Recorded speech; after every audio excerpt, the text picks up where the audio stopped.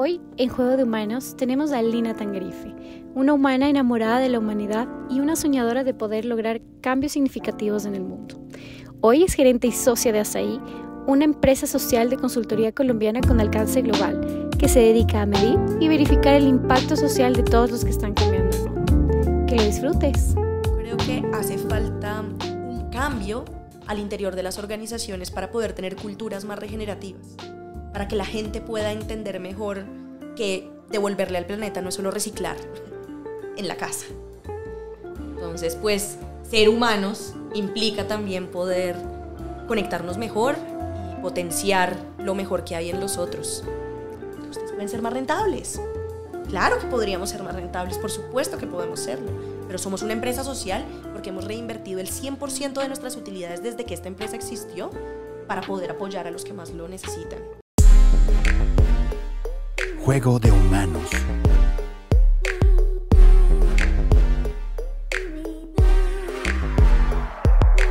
Hola a todos, soy Alexis Martínez. Soy Alejandra Moya. Bienvenidos a Juego de Humanos, un nuevo capítulo desde esta hermosa ciudad de Bogotá, que la pueden ver por detrás, comenzando el día con un cafecito con un tintico colombiano. Y con una gran invitada que ha venido con una energía increíble acá al set. Y vamos a presentarle. ¿Qué tal, Alejandra? ¿Cómo estás tú? ¿Qué tal te ha tratado Colombia en estos días? Súper bien.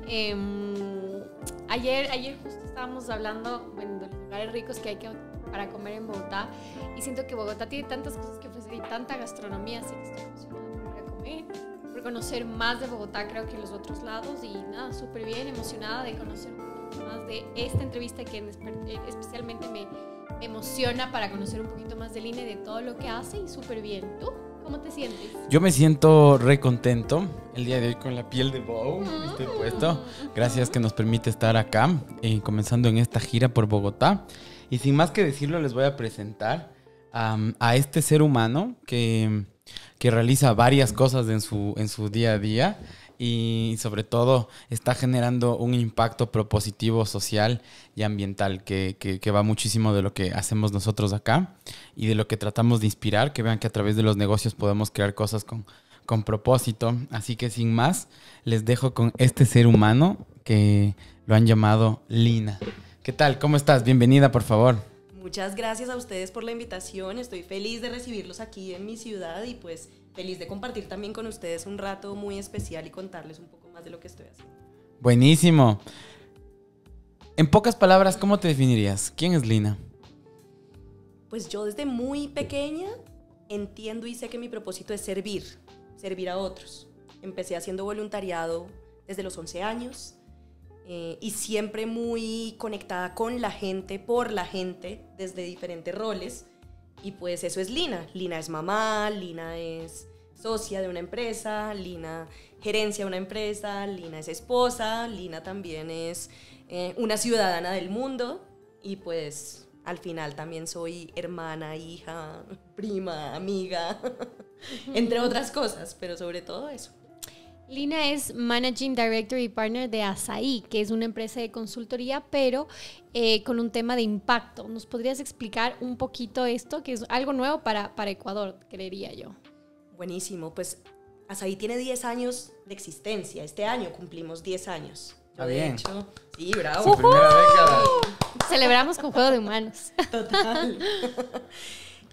Y es una firma fundada por Juan Carlos Lozano, quien es mi socio, quien siempre ha visionado como un futuro diferente para la sociedad civil y para el sector social. Nosotros nos llamamos Asaí por la fruta amazónica, que tiene unas propiedades maravillosas en el ecosistema, que en el momento en el que cae de la palma en donde es cultivada y donde crece en el Amazonas, es cuando genera las mejores condiciones para el ecosistema. Entonces las plantas pueden crecer más sólidas, los animales reciben los nutrientes que necesitan, es la única fruta del mundo que equilibra la temperatura del cuerpo. Entonces al final todos los actores del ecosistema reciben lo mejor y eso es lo que nosotros representamos como empresa y por eso nuestro propósito social es tan fuerte, porque nuestro interés más genuino es que los proyectos, las ideas, los procesos, los programas, las organizaciones puedan crecer con los mejores ingredientes posibles que se puedan encontrar en el ecosistema. Increíble, muy buen símil. Asaí ha trabajado, pues estaba viendo un poquito de Asaí, ha trabajado mucho en el tema de bueno, he trabajado con la Cámara de Comercio de Bogotá, con PNUD, con varias oficinas de las Naciones Unidas, de Embajada de Canadá, y estaba viendo un poquito como tu modelo, pero bueno, eso lo vamos a ahondar un poquito más. Creo que comencemos con lo principal. Nos gusta conocer Ajá. al humano detrás del personaje, que muchas veces lo que vemos en LinkedIn, vemos en Instagram y toda esta imagen de las posiciones que ponemos en el juego de humanos, pero hay un humano por detrás, con un contexto, con una vida, y que eso hace que hoy estés acá. Así que cuéntanos un poquito, cuando regresas, vamos a hacer unas regresiones, yéndonos a tu niñez y a esa primera parte de la infancia. ¿Qué colores, qué texturas, sabores o aromas se te vienen a la mente cuando recuerdas esta etapa de tu vida? Wow, tremenda pregunta. Pues desde muy pequeña tuve unos padres muy conectados con la sociedad y eso me trae colores muy marrones, no siempre rosa, porque cuando tú eres un niño y te encuentras con que hay otros niños que tienen unas condiciones diferentes a ti, pues eso te trae unos contrastes muy fuertes en medio del privilegio. Hablo por ser una persona muy privilegiada, pero además también de estar muy conectada con realidades muy duras de nuestro país. Entonces para mí colores como el marrón, que no necesariamente es un color feo, pero que siempre no es tan clarito, es un poco más oscuro. Aromas como los aromas de Bogotá. Bogotá tiene muchos olores en todo su esplendor. Cuando tú vives en un lugar tienes un olor muy distinto a cuando vas a Ciudad Bolívar o cuando vienes al centro de la ciudad, que los olores son distintos. Y un olor que me gusta mucho de Bogotá es el olor a la panadería. Las panaderías huelen delicioso. El pan fresco a toda hora. Tú pasas por cualquier lugar y es el pan de 500 o de 1000 que te saca de un apuro y es espectacular. Total, qué rico. Ajá, justo estábamos diciendo eso porque Alexis decía, wow, todas las panaderías de Colombia tienen un olor. Ajá, A sí, mantequilla. justamente andábamos andando ayer acerca de esto. Yendo a esa parte de tu vida, en tu infancia, ¿qué historia nos puedes contar que te ha marcado, que y que te construyó y es parte de lo que eres hoy? Súper, pues cuando yo era muy pequeña mi mamá siempre hizo mucho servicio social y mucho voluntariado. Y cuando yo tenía 11 años ella me obligó a acompañarla hasta Ciudad Bolívar. Para mí llegar a Ciudad Bolívar implicaba coger un Transmilenio 2 horas, coger un alimentador 1 hora y media y llegar al último barrio de Ciudad Bolívar que se llama el Barrio El Paraíso. O sea, era Es todo barrio un viaje. maravilloso. Era todo un viaje. Para una niña de 11 años que solo quería ver televisión y estudiar y jugar, pues no era un plan tan lindo Claro. en ese momento. Pero después de un mes de ir, mi mamá le tocó dejar de trabajar los sábados y los domingos en el voluntariado y pues para mí fue totalmente natural después de un mes de estar yendo, pues levantarme e ir. Yo tenía mi mesada, no tenía ningún problema y me fui sola en Transmilenio a Ciudad Bolívar, hice el mismo recorrido de siempre y llegué a mi casa a las 3 de la tarde, casi con policía, bomberos, porque pues yo no pensé en ese momento que debía avisarles, oigan, me voy a Ciudad Bolívar, hasta luego, sino no, yo muy autónomamente me fui y me acuerdo mucho como de ese sentimiento de cuando mi mamá dijo, ya no puedo volver, yo decía, pues no es que estos niños dependan de mí, pero estos niños esperan que yo vaya y que juegue con ellos y que haga actividades con ellos y les enseñe y yo estoy sacando más provecho de esto que ellos de mí en realidad.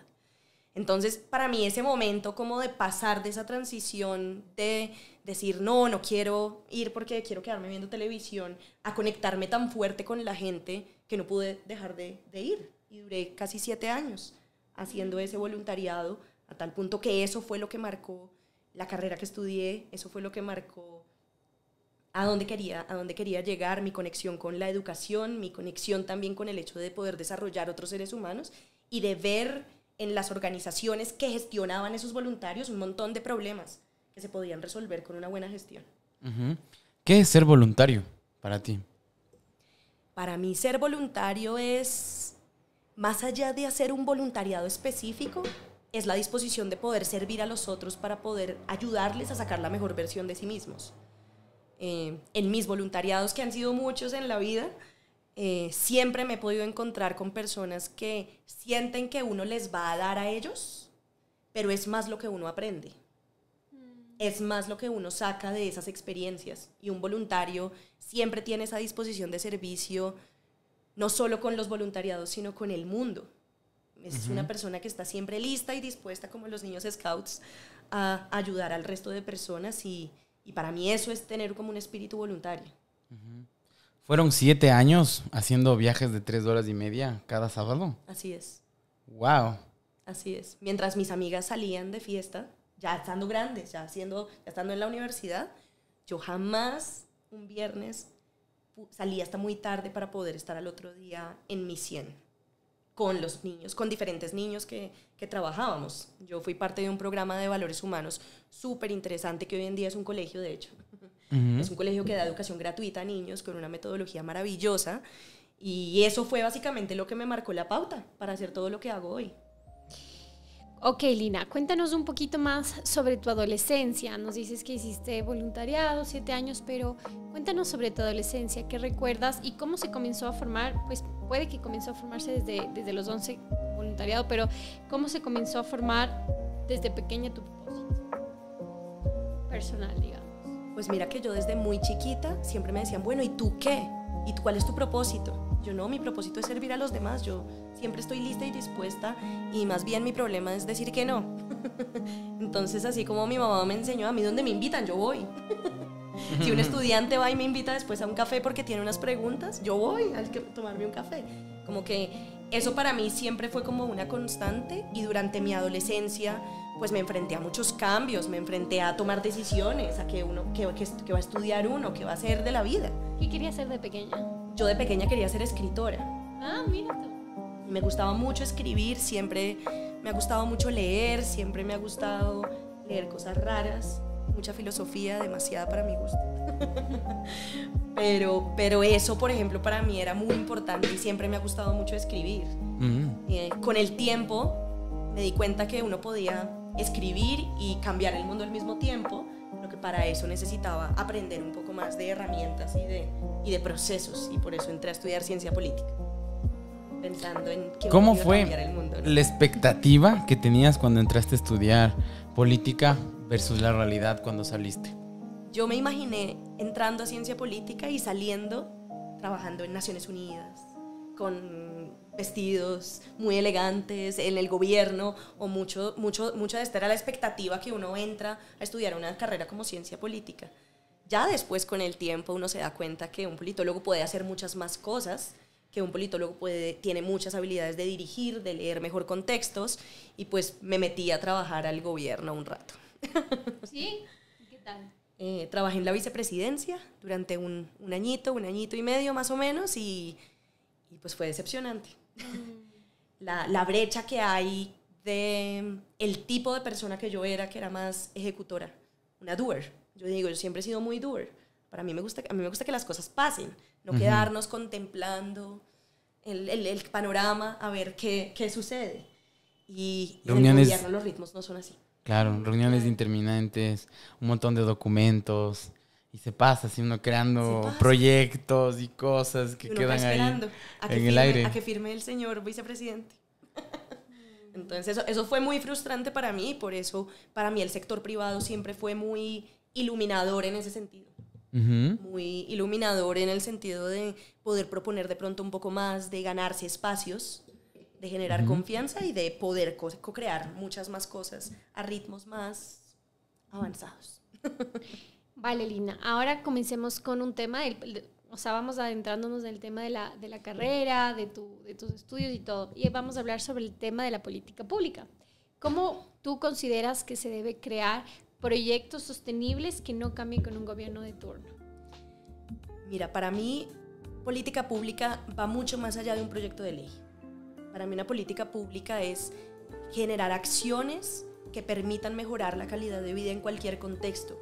Una organización de la sociedad civil puede ser generadora de política pública. Al final, sí ayuda también a articular los tejidos, y sí ayuda a generar la veeduría que se necesita para generar continuidad.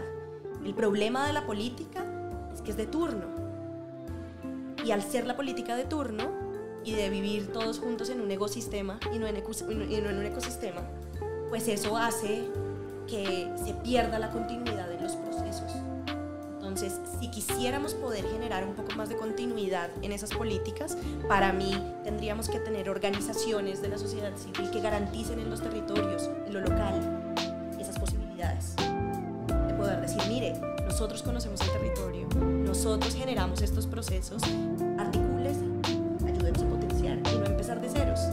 En Colombia tenemos una historia muy larga con la cooperación internacional, con la generación de apoyos también al desarrollo y tú ves zonas sobreatendidas, sobrediagnosticadas, en donde cada gobierno llega a volver a diagnosticar, en donde cada gobierno llega a volver a conocer y no se articulan esfuerzos para poder dar y pensar en grande. Pero pues acá en América Latina, ya ustedes también me contarán también de México, pues pensamos muy a corto plazo. Con esas visiones a corto plazo, pues difícilmente se logran transformaciones profundas. Lograr los cambios y solucionar los problemas de nuestra sociedad requiere muchos años. Totalmente. Entonces, ¿tú crees que hay mucha documentación igual que se pierde entre gobierno y gobierno, que se levantan información y la gente gasta recursos y una curva de aprendizaje en entender una realidad, y una realidad que está siendo vista de forma local, y local ni siquiera el país completo, sino viéndolo por zonas, y cuando ya llegan a tener una idea más clara, ya estamos en el año 2, 3, en donde va a ser más importante las decisiones políticas que se tengan que tomar en ese momento en base al marketing político que les haga sentido a los candidatos de turno. Y hasta eso ya se va el periodo y regresa el siguiente y vuelve al mismo círculo. Como que Así se es. doble esfuerzo, hacen mucho doble esfuerzo en un montón de cosas y seguramente hay otros sectores que están muy desatendidos, otros que están sobreatendidos, ¿no? Claro, y sobre todo hay mucha desarticulación público-privada, entonces tú ves también empresas que llegan a hacer lo mismo. Y es la eterna discusión de tenemos que trabajar juntos, tenemos que trabajar mejor, pero en realidad la solución no solamente es trabajar juntos y trabajar mejor, sino entender más allá del escritorio, pues que en el territorio hay un montón de realidades y hay un montón de contextos que si se articulan y se tejen bien, pues se van a poder dar mejores soluciones. ¿Qué acciones concretas se pueden hacer para articular mejor? ¿Qué debería cambiar para que cambiemos de esta realidad latente? Pues mira que nosotros pues siempre hemos sido también como muy visionarios en Asahi con mis socios de poder potenciar esfuerzos que ya existen. Y en el mundo, de hecho en México, existen unas organizaciones que se llaman las fundaciones comunitarias. Son unas organizaciones que se vuelven expertas en el territorio. Son unas organizaciones que actúan en un territorio delimitado y que se vuelven expertos en entender quién está, cómo está, y se vuelven unos canales muy efectivos para bajar más recursos, pero también para activar los recursos locales. Yo siempre he tenido la idea de que aquí en Colombia tenemos un montón de recursos, pero que nos cuesta mucho sacarlos de la gente y sacarlos de lo local. Siempre esperamos que lleguen de afuera. Siempre esperamos que sea la empresa la que financie, que sea la cooperación internacional la que financie. Finalmente hay muchas cosas en el territorio que están ahí. Y lo que falta es mejor movilizarlo y entender cuáles son las dinámicas para poder entretejer mejor esas dinámicas. Y eso es lo que hace una fundación comunitaria. Y desde hace 2 años estamos trabajando para traerlas a Colombia, aprendiendo mucho del ejemplo de México, que ya hay 16 fundaciones comunitarias en México. Buenísimo. Es otro tipo de modelo. Que es otro tipo de modelo. Viendo un poco el contexto completo por donde tú has estado, que nos amplíes la visión, la mayoría de nuestra audiencia son emprendedores, empresarios, founders, incluimos también ya artistas, y que puedan entender toda esta realidad. ¿Puedes darnos un contexto como el que ya estamos hablando de ONGs, de distintos proyectos con propósito, de la parte de gobierno, la parte privada? ¿Cómo ves el contexto en Colombia y el contexto local y global que puedas ver? ¿Qué avances hemos tenido y qué retrocesos hemos tenido? Si quieres empezamos un poco por los retrocesos, porque creo que la pandemia nos trajo retos distintos como sociedad. Y creo que eso hizo también que muchas organizaciones que iban muy bien antes de la pandemia retrocedieran en sus estructuras, en sus modelos, en los modelos de intervención, en la manera en la que las empresas funcionaban, en la manera en la que el gobierno intervenía a las personas que más lo necesitaban, ¿no? Y eso ha marcado como una pauta en donde hasta ahorita estamos volviendo a arrancar, volviendo a la presencialidad, volviendo a conectar con la gente, dejando otra vez el Zoom de lado para poder encontrarnos de nuevo. Y pues eso creo que nos genera retos como sociedad todavía muy, muy fuertes. El contexto es muy grande. Tenemos problemas muy profundos en la sociedad globalmente que nos ha quedado grande solucionar. Y por eso yo creo que el movimiento de empresas, el movimiento de emprendimiento e innovación cada vez más se está volcando hacia cómo podemos de verdad resolver esos problemas que nos ha quedado grande resolver como humanidad.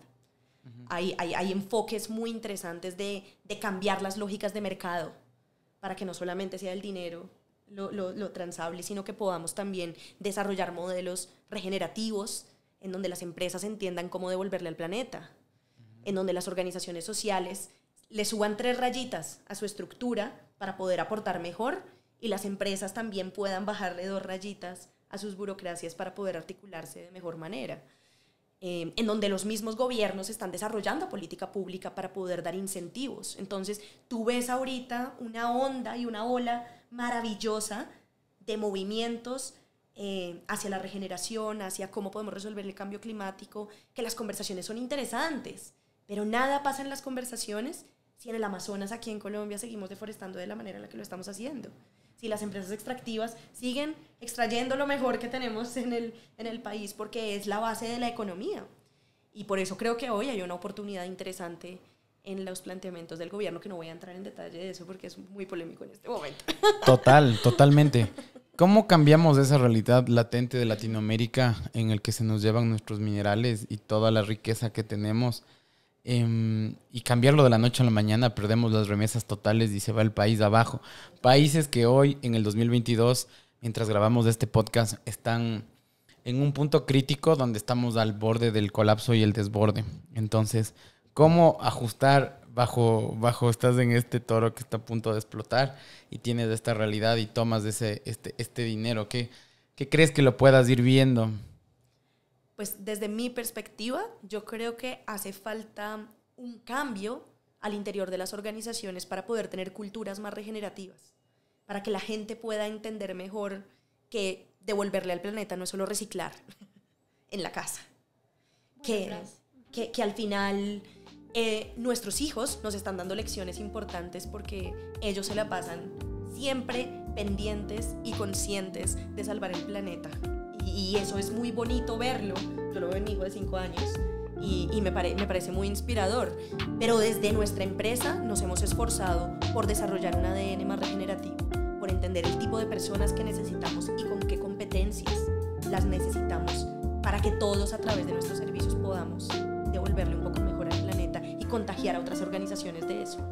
Nosotros acompañamos a muchas organizaciones en este tránsito, pero el primer tránsito que hicimos fue el nuestro. Y creo que eso hace parte también de liderar con el ejemplo y de dejar de hablar, trabajemos juntos, articulémonos. No, hay que hacerlo real. Nosotros trabajamos con nuestra competencia porque hay propósitos superiores que nos unen con otras organizaciones. Y esa lógica del mercado, hay veces la gente nos dice, ustedes pueden ser más rentables. Claro que podríamos ser más rentables, por supuesto que podemos serlo, pero somos una empresa social porque hemos reinvertido el 100% de nuestras utilidades desde que esta empresa existió para poder apoyar a los que más lo necesitan, para apoyar a organizaciones que necesitan de nosotros y que tal vez no pueden costearnos, para poder apoyar de mejor manera a nuestros clientes, dándoles un poco más de lo que nos contratan, porque lo que nos interesa es que ellos se contagien de nuestra onda regenerativa y que aprendan también un poco más de ellos y saquen lo mejor de sí mismos. Increíble.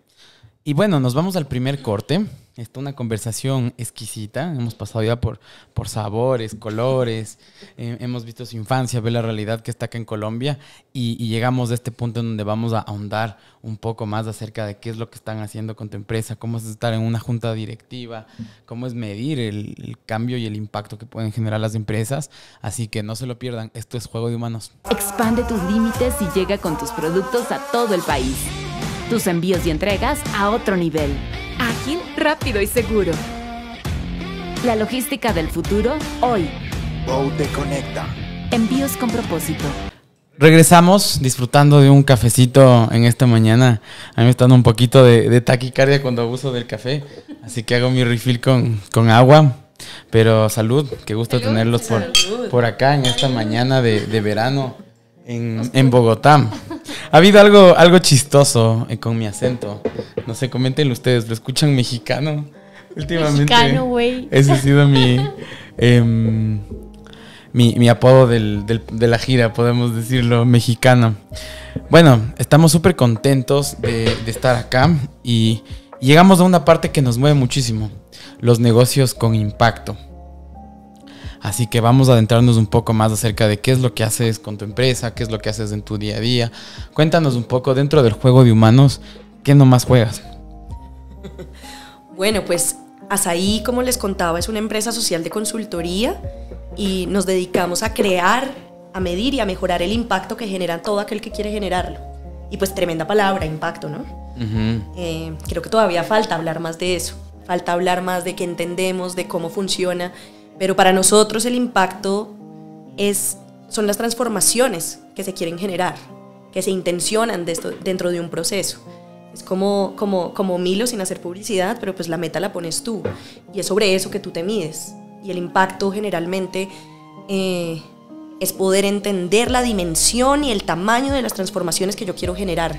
Y desde la empresa se puede hacer y se puede lograr. Desde el emprendimiento, desde un principio, se puede lograr un modelo que te permita tener rentabilidad y ser financieramente viable, pero al mismo tiempo crear una intervención que te permita generar esas transformaciones en la sociedad. Nosotros trabajamos dos líneas. Trabajamos una línea que es todo el tema de medición y verificación de impacto, porque no es posible entender esas transformaciones y cómo lo estás logrando si no tienes datos y hechos que te den el sustento para poder entender cómo lo estás logrando y qué te puedes atribuir a ti y cómo contribuyes a otras cosas. Y entra pues una discusión gigante sobre cómo le contribuimos a los ODS, sobre cómo tenemos objetivos, sobre cómo podemos generar indicadores, ¿sí? Lo primero que nos dicen a nosotros es, miren, necesito indicadores. El indicador es lo último. Primero, soñémonos cuál es la transformación que usted quiere generar y de acuerdo con eso, yo le puedo decir como consultor cuál es la organización que usted necesita y qué estrategia necesita para llegar hasta allá. Y no solamente hacer lo que puede con lo que tiene, que es la aproximación del emprendedor. Hago lo que puedo con lo que tengo. Y soy recursivo, pero al final siempre nos van a pedir más métricas de rentabilidad, cuál es el CAC, o sea, los indicadores del emprendimiento son muy duros para los emprendimientos con impacto y no deberían serlo. Deberíamos encontrar esos equilibrios. Y por otro lado, trabajamos y acompañamos a las empresas en su tránsito a la regeneración a través de procesos de fortalecimiento organizacional. Les ayudamos a mejorar la alineación con su estrategia, les enseñamos a desarrollar ADNs regenerativos para que puedan entender quiénes son, para dónde van, qué tipo de gente necesitan. Eso soportado por procesos también que al interior de la organización tienen que funcionar, políticas, procedimientos, procesos que les ayuden a entender cuál es la infraestructura que necesitan y cómo poder empezar a hacer esas transformaciones de mindset en la gente. Todo se tiene que reflejar en que todos vivamos a través de un livelihood, de un modo de vida en que de verdad se refleje la regeneración, no es nada más decirlo y tenerlo en políticas.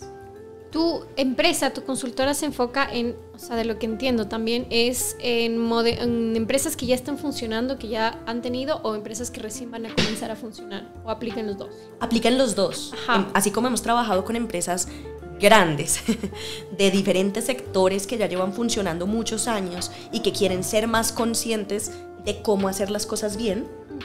También, por ejemplo, acompañamos procesos de mentorías, de capacitación, de consultoría en emprendimientos. Por ejemplo, nosotros apoyamos desde Impacto a la línea también de la aceleración, con el Impact Hub. En diferentes momentos nosotros entramos también porque entendemos que más allá de llegar al indicador es poder desarrollar una cultura de no tenerle miedo a medir, de entender cómo se puede medir, de dimensionarlo. Entonces, esto aplica para diferentes niveles de desarrollo de las organizaciones. Yo creo que eres un humano que aporta y agrega valor a este planeta, dándole orden a las cosas y haciendo que las cosas caminen y pasen. Porque si nos basamos en el crecimiento y el modelo que hablábamos de un par de capítulos acá, el modelo científico, que básicamente es el que en los últimos 300, 400 años ha hecho que la humanidad vaya progresando al ritmo que lo viene haciendo, que es básicamente plantear una hipótesis. Sobre esa hipótesis lo mides, vas viendo experimentos y vas viendo qué va dando y qué queda y qué no, y lo sigues haciendo. Y de esa medición inicial que puedes plantear, y como tú lo dices al final, para contextualizar un poco, los ODS, un conjunto de humanos, hace varios años en París firmaron que viendo que nuestro planeta se está yendo al carajo, como, ok, 12 puntos en los cuales nosotros podemos trabajar, y si llegamos a estas metas, podemos cambiar la realidad y cambiar la tendencia a la que se está yendo el planeta. Ahora, no se le ha dado la importancia que se debe, y en dinámicas de mercado, lo más importante siempre va a ser temas de dinero, temas de facturación, de rentabilidad, al final de todo, más allá de tus procesos o estas otras métricas que te permitan ver tu cambio y ser respetado en la sociedad como empresa exitosa, que yo creo que eso es bastante importante, hacer ese cambio de chip. Con ese contexto, pongámosle un poco a la gente, coméntanos cuáles son los ODS, en qué bases se plantean para la gente que está así, ¿no? Dice como que yo quiero cambiar la realidad del mundo, yo quisiera disminuir el agua que consume, estoy creando un producto alimenticio y a través de eso un kilo de carne genera X porcentaje de litros de agua y de CO2, puedo reducir desde esta forma, o estoy haciendo un cambio de energía renovable y puedo cambiar esto, y para eso es lo importante la medición, ¿no? Entonces, lo primero que hay que hacer es entender cuáles son esos 12 pasos de ODS, no sé si te lo sepas los 12 o nos puedas ampliar los más importantes, en donde, como lo comentábamos y lo conectamos con lo que decíamos antes, los retos que presentamos como sociedad en Latinoamérica. Son 17. Son 17. Sí. Son 17, y esto viene desde hace muchos años, cuando Naciones Unidas y los países se unen a crear los objetivos de desarrollo del milenio, que eran 8. Y esos 8 se convirtieron en los 17, viendo cómo se podían abarcar las grandes problemáticas del mundo: la educación, el hambre, la producción limpia, el cuidado de los océanos, las alianzas estratégicas para lograr los objetivos. No me lo sé de memoria, pero son 17. Pero lo importante de esto es que, como todo, empezó muy bien, empezó con todos los despliegues que se necesitan, pero faltaron muchas herramientas para que las empresas pudieran entender cómo aterrizarlos mejor, y que no se volviera como una excusa de las organizaciones sociales, de las empresas, del gobierno, por decir, nosotros le apuntamos al 4. ¿Por qué? Porque nosotros sí queremos educación de calidad, y pues por eso le apuntamos, pero en cambio hay que desglosar mucho más esas metas. Entre todos los objetivos tienen 160 y pico de metas más o menos, y cada país priorizó cuáles de esas metas le iba a apuntar. Y esos son indicadores que reportan, por ejemplo, los países. En Colombia, el Departamento Nacional de Planeación reporta cómo vamos en cada una de las metas. Por supuesto, la pandemia pues fue muy dura para poder, esos 2 años fueron vitales para poder generar unas trabas al seguimiento de la implementación, a entender también cómo eso pasaba en Colombia, el proceso de paz. O sea, aquí pasaron muchas cosas que creo que no... Quisieron que no sea lo más prioritario. Sí, que no fuera más prioritario, pero también veo que hay muchas empresas y muchas organizaciones que han profundizado en sus modelos, que sí le están contribuyendo a erradicar las metas, pero lo que te digo, el ecosistema, yo, empresa privada, estoy ayudando a erradicar la pobreza, pues eso y nada es lo mismo, porque finalmente lo importante también es cómo está usted erradicando la pobreza si usted está en un territorio así chiquitico, si usted solamente atiende a los del lado, no puede estar erradicando la pobreza en un país. Totalmente. Para los humanos y aliens que nos escuchan, bueno, primero comentarles cuáles son esos 12, rápidamente lo puedo encontrar, 17, para que sepan que en el mundo en el que estamos, más allá del respeto que puedes ganar estando en Forbes o en otra revista mundial por cuánto dinero levantas, por cuánto estás vendiendo, al final del día millonarios hay muchos, y tener una buena vida acá por el 2022, sé que lo hablo desde el privilegio en donde estamos, porque mucha gente debe salir de esa burbuja, pero la gente que nos escucha al menos tiene Spotify e internet para poder hacerlo. Que su paso por el planeta no sea solo vivir. Sí, sentirlo es corto, conectar con el mundo, conectar con otros seres humanos y divertirse, pero sobre todo necesitamos tomar acción. Así que si es que lo estaban haciendo, porque probablemente lo están ya haciendo con ganas, con ese bichito, y por eso llegaron a este capítulo, miren cuál de ustedes hace fit con estos 17 y entras a la página de ODS y en base a eso vas a encontrar todas las metas y empiezas a decir, por aquí estoy, que fue básicamente como nos enseñaron, y fue leyendo, entendiendo qué impacto nosotros queremos generar y después ir a leer estos 17, encontrar cuál es el tuyo y después de eso entras y adentro encuentras objetivos específicos de cada uno, opciones de medición y ya te empiezas a poner en ese clic de lo que quieres cambiar y lo comienzas a medir. Entonces comenzamos primero con el fin de la pobreza para la gente o si están creando una nueva empresa, vean a cuál se suman y nazcan del problema hacia la solución. Hambre cero, salud y bienestar, educación de calidad para el mundo. El quinto es igualdad de género, ahí está bien, solo poner comentarios en Instagram no aporta mucho a la sociedad, solo generas basura digital, así que si quieres hacer algo por la equidad de género y la igualdad puedes hacerlo a través de este ODS. Agua limpia y saneamiento, trabajo decente y crecimiento económico. Este me encanta y ese es en el cual estamos trabajando con Bow. Industria, innovación e infraestructura para el planeta. Reducción de las desigualdades. Acá está también, hay muchísimas cosas por donde adentrarse. Ciudades y comunidades sostenibles. Ese es el otro que nosotros hemos elegido. Me gusta mucho. Producción y consumo responsable. Acción por el clima. Vida submarina. Vida de ecosistemas terrestres. Y paz y justicia e instituciones sólidas. Y alianzas para lograr los objetivos. El número 17. Muy bien. Así que ahí les dejamos. Espero, mientras estén escuchando todo esto, vean cuál les gusta y a cuál se lanzan. Eso, por acá. Yo tengo una pregunta para Lina. Lina, ¿cómo el impacto social puede ser rentable para las empresas? Está comprobado, en especial en los últimos años, que las empresas que le apuestan con un propósito claro, no solamente de cambiar el mundo y no solamente con el ánimo de pagar salarios a tiempo. Hay muchos que dicen que pagar salarios a tiempo es su responsabilidad social. Pero sí está comprobado que muchos de estos emprendimientos con propósito y que ahora, por ejemplo, hacen parte de un movimiento como las empresas B, las B Corps, pues logran también altos niveles de rentabilidad.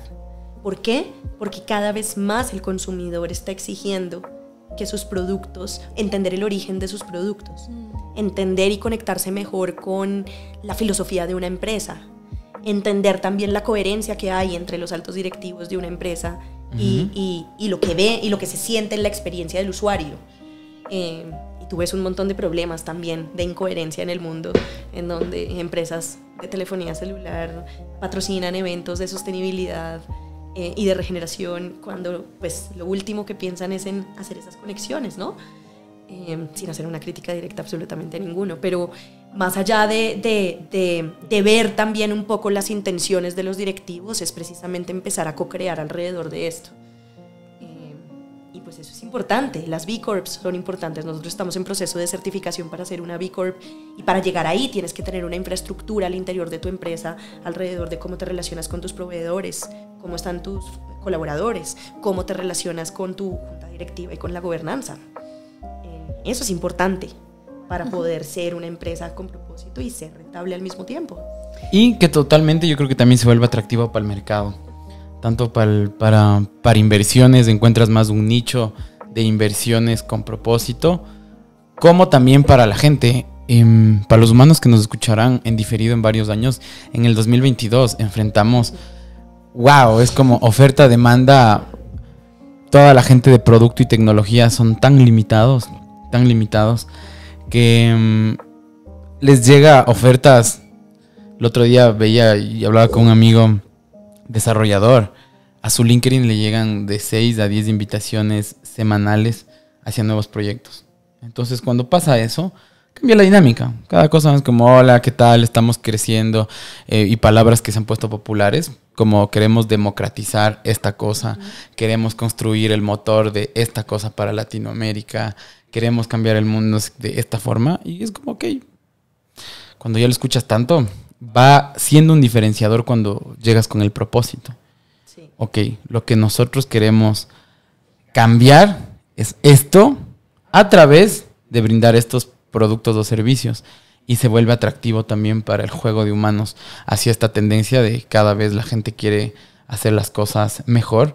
Y atraes también esa energía y hay ejemplos claros de empresas que están haciendo estos cambios como los que tú has verificado. Y esperamos poder tener a la gente, a Camilo de Sistema B acá. Claro. Lina, como para darles un poquito de guía a la gente que nos está escuchando, ¿cuál sería un starter pack para una empresa o un emprendedor que recién está comenzando? ¿En qué se deberían enfocar primero para comenzar a hacer una empresa social? Yo creo que la naturaleza del producto o el servicio es importante. Y sí creo que parte del ejercicio de innovación, de pivotear y de probar y de equivocarse rápido pero barato, creo que es importante. Eso es lo que nosotros hacemos y lo que llamamos innovación social. Pero ese enfoque del servicio o el producto debería estar orientado a resolver alguna problemática. Entonces sería primero enfocar tu servicio o tu producto con un ODS. Claro. Y bueno, la parte más importante, encuentra socios que te ayuden a encontrar ese potencial que tienes. Yo he sido muy afortunada en encontrar unos socios que han confiado, me han permitido proponer, y eso creo que es la base de una organización. Si tú no tienes buenos socios, ningún producto ni ninguna idea de pronto puede llegar a salir adelante. Parte de la razón por la cual yo pude trabajar en Asaí es porque en Asaí se incubó un emprendimiento que hoy en día es una empresa aparte que es más grande incluso que nosotros, que se llama Impactia. Y de esa experiencia creo que quedaron un montón de aprendizajes entre lo que es crear nuevos productos, pivotear como una línea de negocio que después se vuelve un spin-off. Por ejemplo, eso es súper interesante. Y ese espíritu creador y creativo que te ayuda como a dinamizarte y a crear equipos competentes y que tengan una apuesta contigo a largo plazo. Eso para mí es importantísimo. Si tú no tienes equipo, no armas compañía. Y tener muy claro a dónde quieres llegar. Hacer apuestas sólidas. Uno no crece si uno no hace apuestas sólidas. Y pues a veces da miedo. Pero pues ese miedo es lo que te debería dar un poco más de gasolina para seguir adelante, y en los momentos difíciles, en los momentos apretados, pues es lo que también te permite como sostenerte. Un buen equipo, unos buenos socios y tener muy clara la visión del futuro.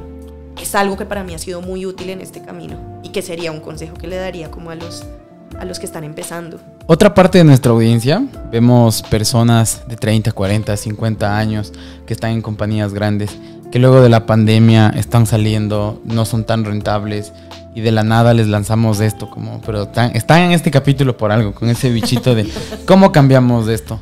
¿Qué pueden hacer para ese otro lado? Que hemos hablado un montón de ese emprendedor nuevo. ¿Qué puede hacer el otro que está en una compañía grande? Y que, como tú lo dices, se puede cambiar desde la cadena de valor interna de la empresa y la de sus stakeholders, proveedores, clientes, y así aportar a construir un mundo mejor a través de los ODS. ¿Qué les pueden hacer aparte de contactarlos a ustedes? Tema de innovación social, ¿no? Sí, yo creo que en la innovación social hay mucho que hacer. No solamente es apoyar a fundaciones con donaciones, también hay muchos emprendedores que necesitan esa experiencia de esos mentores que les dan una mejor guía para poder ser mejores. Y hay muchos programas de mentoría maravillosos en los que uno se puede vincular para poder acompañar a estos emprendedores que apenas están empezando. Una persona que sale del corporativo, de un ritmo frenético de trabajo, de un ritmo de consumo de huella de carbono altísimo porque se la pasan en un avión, pues es precisamente ser mucho más consciente. Por ejemplo, en mi caso, yo vendí un carro para comprarme una bicicleta eléctrica y alcancé a andar 6 años en bicicleta eléctrica y llegaba entaconada, una princesa, a todas mis reuniones. Pero eso me hizo también ser más consciente del estilo de vida que yo quería vivir. Eso me hizo buscar otra oportunidad, que fue venirme hasta ahí, de poder pasar más tiempo con mi familia, porque eso también hace parte del entorno y del proceso de ser más consciente como líder y como mujer y como todo. Entonces yo sí creo que uno tiene que hacer un detox del mundo corporativo. O sea, me acuerdo apenas yo llegué hasta ahí, yo llamaba a mi socio y le decía, oye, son las 8:05 y voy tarde. El man a la segunda semana me mandó al demonio. Dijo, no me tienes que avisar cuando no llegues, tú aquí manejas tu tiempo. Y ese detox corporativo me costó un par de añitos. Un par de añitos, pero también para ser mucho más consciente de lo que estaba haciendo y de lo que quería hacer, encajarme en cómo se toman decisiones. Y la verdad es que en las grandes corporaciones, si el CEO y la junta directiva no están on board, pues es muy difícil avanzar en procesos de transformación de las cadenas productivas. Pero en todas las industrias se puede. En todas las industrias se pueden encontrar eficiencias ecológicas. En todas las industrias se pueden mejorar a las personas. Y tú mejoras a las personas y mejoras todo. Entonces, Entonces, ¿qué hacemos de ese primer paso que es empezar a medir las cosas, no? Porque nosotros podemos ver que no sé, un ejemplo tan simple o un poco repetitivo o hasta tonto puede sonar, pero el que hayan en las corporaciones estas, casi digo la marca, estas impresoras grandotas en las que es un clic y mandas a imprimir 1000 hojas en 2 segundos. Y la gente se acostumbra a eso porque tiene esa facilidad y tiene ese recurso ilimitado. Yo he tenido la oportunidad de trabajar en un par y pasó lo mismo, como tienen estos monstruos así grandotes y y recuerdo de mis padres y todo lo mismo, como... ¿Qué sucede si comienzan a medir cuánto cuesta una resma de papel? Es $4.50, pero no ven cuánto CO2 están generando, cuántos procesos. ¿Qué sucede si cogen e implementan un nuevo sistema para que en el proceso de pedir la cédula, en la compra de un nuevo bien, no se lo pida y contraten un DocuSign en el que puedan mandar eso electrónicamente? Total. Y ese hecho, a través de eso, por un año lo comienzan a medir y ven que pueden disminuir su huella de carbono en un 5%. Ese es un ejemplo muy tangible, muy real, muy de algo que se puede cambiar en la oficina. Cuéntanos un poquito más, ya yo desde la simpleza y tú un poco más a darnos de estructura. ¿Cómo llevamos una medición de impacto?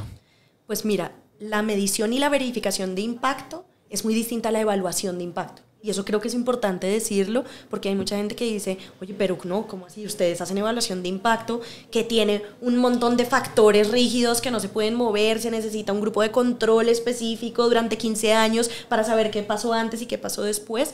Nosotros tenemos la hipótesis que el impacto se puede generar a un clic y hay transformaciones que tú deberías estar en capacidad de entender si pasan en el clic y no tienes que esperar 15 años para saber si lo que tú hiciste cambió la vida de ese niño en un programa muy chiquito. Entonces, esa perspectiva de medición tiene que ver también con entender la dimensión de la transformación que se quiere generar. Claro, todos queremos transformar la vida de la gente, pero eso no lo vas a hacer a través de una charla. Entonces hay niveles de profundidad, hay niveles y alcances de lo que tú puedes lograr. Y esa medición de impacto necesita unos datos específicos que tú puedes recolectar haciendo las preguntas. Haciendo las preguntas adecuadas, llegas a las respuestas adecuadas. ¿Sí? Pero no es como, bueno, ¿y cómo te cambió la vida este programa? Como que ese es lo que estamos acostumbrados a ver.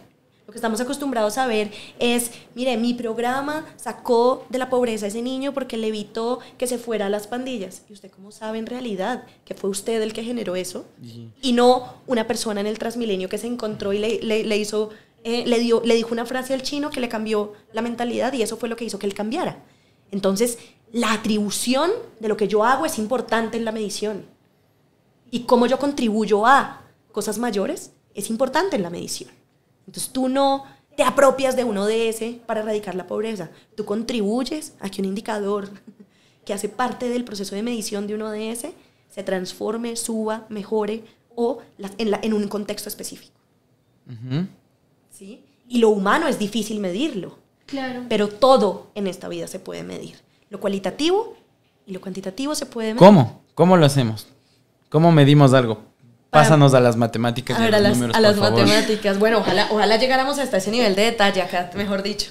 Pero lo primero que tenemos que hacer es una teoría de cambio. Es una teoría de cambio que es una metodología que te ayuda a dimensionar a largo plazo eso que tú quieres transformar y te ayuda a crear estrategias que te ayudan a acercarte a. Entonces tú tienes una declaración de impacto que te permite tener unas estrategias y esas estrategias además tienen un marco de resultados a un corto, a un mediano y a un largo plazo que te ayudan a saber desde dónde estás hoy, cómo vas a llegar a ese cambio. Eso es lo primero. De ahí, tú eso lo puedes aterrizar a una batería de indicadores que te permite entender cómo vas a medir el progreso y cómo vas avanzando. Y eso lo puedes hacer a través de indicadores, a través de hitos, a través de resultados, de OKRs también lo puedes hacer, que es súper interesante, Objective and Key Results. Y con diferentes metodologías tú lo que haces es darle línea al futuro. Es darle un poco más de perspectiva a la manera en la que tú te acercas y abordas los problemas y los entiendes de manera mucho más sistémica. Para los que no tienen presupuesto o todavía no se arriesgan de hecho y quieren entender un poquito más y pasar una curva de aprendizaje individual, ¿qué plantillas pueden descargarse de internet? ¿Qué podcast? ¿Qué cosas pueden ir a escuchar para entender un poco más? Y a los que sí dicen, ya, sí tengo presupuesto y quiero, ¿cómo busco en Google qué tipo de empresas? Mira, yo creo que hoy hay una exigencia por parte de los inversionistas de impacto en especial, que les están pidiendo cada vez más modelos robustos de medición. Y para hacer modelos robustos de medición no hay plantillas, porque cada organización es muy distinta. Cada organización tiene un sueño distinto. Entonces, haría mal yo en decirte que pueden bajarse una plantilla de OKRs, que es algo que se puede hacer, a una plantilla de medición que te permita a ti estandarizar un proceso que realmente no es estandarizable para todas las organizaciones en la misma medida. La línea y el continuo de la teoría de cambio es igual para todas, pero el contenido y el despliegue es muy distinto. Te puedo compartir un par de ejemplos de teorías de cambio para que veas que son súper distintas la una de la otra. No hay una igual que la otra. ¿Cómo agregas valor, por ejemplo, en una startup, en algo tecnológico, que seguramente tú dices que todas las industrias se puede, y sí, pero ¿cómo lo agregas desde una startup? ¿Cómo agrega valor a la propuesta de valor de una startup? Claro, mira, por ejemplo, lo veo yo en nuestro spin-off en Impactia. Es una plataforma digital que lo que hace es conectar inversionistas con proyectos y procesos de emprendedores sociales, ya sean organizaciones sociales o emprendimientos o startups, que se dedican a generar impacto social. Y tú ves que el impacto genera mucho valor porque es lo que conecta realmente con la manera en la que se están resolviendo los problemas de la sociedad. Y los inversionistas de impacto están muy interesados en eso, están muy interesados en escalar soluciones, están interesados en escalar soluciones que les ayuden a impactar a más personas. Entonces, la generación de valor es toda, porque en efecto, lo que hace también una claridad más grande frente al impacto es que te ayuda a escalar de una manera mucho más sencilla con este segmento de inversionistas, que lo que les hace falta es pipeline para financiar proyectos que le apunten al impacto, pero también a la rentabilidad. Entonces, al final la propuesta de valor se robustece, no solamente por la naturaleza de la startup de generar una solución tecnológica, sino cómo esa solución resuelve el problema a millones de personas. Y eso es muy importante para los inversionistas.